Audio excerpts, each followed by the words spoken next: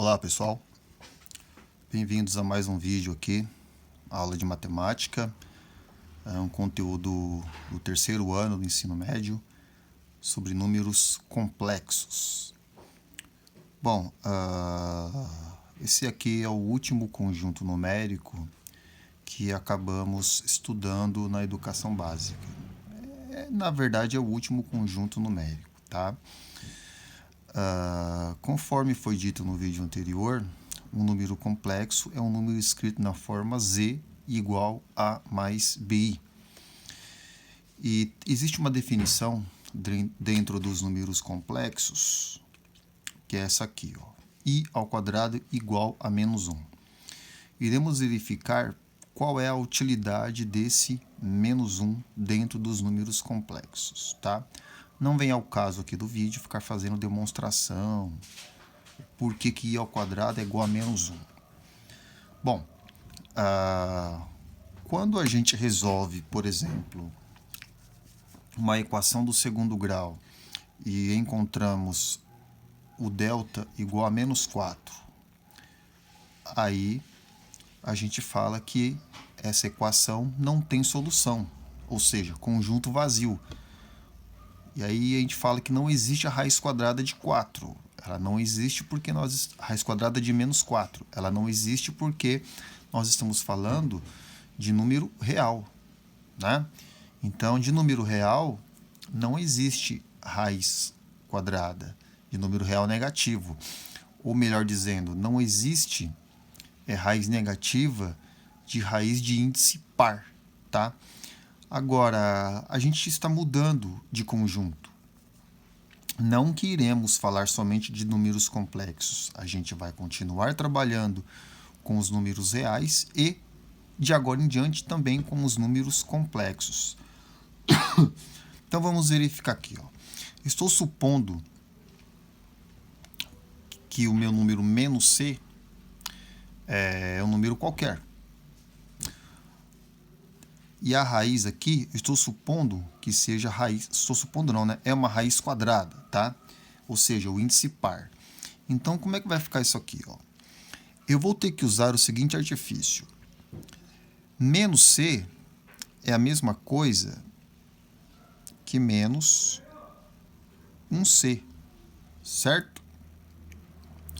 Bom, então significa que eu tenho menos 1 multiplicado por c. No lugar desse menos 1, eu vou substituir por i ao quadrado. Então, fica i ao quadrado vezes c. Feito isso, eu posso separar. Eu tenho dois fatores aqui, o i ao quadrado e o c. Eu posso escrever essa raiz desse jeito. I ao quadrado vezes raiz quadrada de c, certo? Como o índice aqui é 2, o expoente é 2, a gente acaba simplificando. Sobra o i, certo? A raiz quadrada de c, a gente não sabe que número é, então vamos manter a raiz quadrada de c. Observem que, aqui está multiplicando, tá? Observem que o nosso problema era a raiz quadrada de menos c. Nós não temos mais a raiz quadrada de menos c, tá? Ficou apenas a raiz quadrada de c. E o número i ao quadrado, ele foi utilizado no lugar desse sinal negativo, que a gente interpreta como menos 1, justamente para resolver essa história, tá bom? Acho que fica mais fácil fazendo com um exemplo numérico aqui, ó. Então, vamos lá. Eu tenho raiz quadrada de menos 25. Eu vou usar o mesmo artifício. Menos 25 é a mesma coisa que menos 1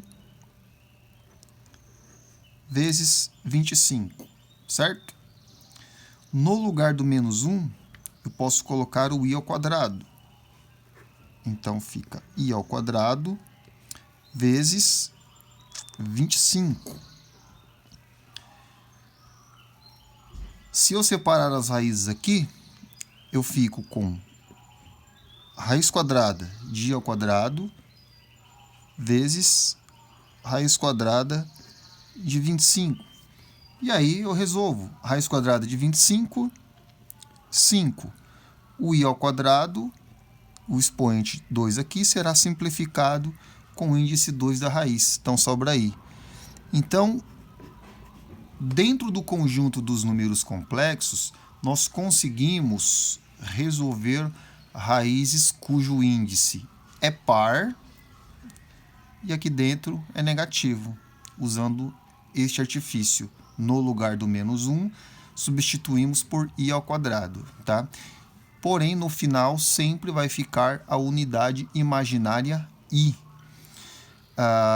Todo esse processo aqui, eu fiz passo a passo para explicar para vocês. É claro que eu já poderia simplesmente nem separar aqui, eu já fazer direto, né? Raiz quadrada de 25, 5, e o i ao quadrado eu simplifico, fica aí.